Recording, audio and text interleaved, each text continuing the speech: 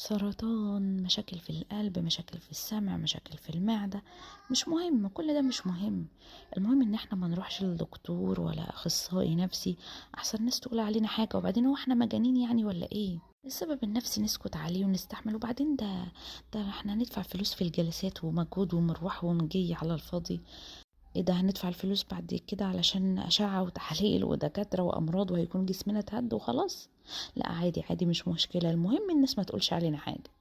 وبعدين ده نصيب وابتلاء واحنا راضيين. ايه ده، المفروض نعمل اللي علينا ونسعى ونعالج نفسنا بكل طريقة، لأن لو سيبنا نفسنا هنتدمر. بس لا لا، ده أصلا ما بيجيبش نتيجة الكلام الفاضي ده. ايه ده، في ناس كتير راحت وتحسنت وبقت احسن، وفي ناس بس بتعمل من باب الوقاية خير من العلاج. بس لا لا، احنا مش مجانين برضو. عموما لو عايزين تتأكدوا وتطمنوا وتحموا نفسكم ابعتوا لنا فورا، وما تنسوش ان الألم الحاجة الحقيقي لكن المعاناة الاختياري.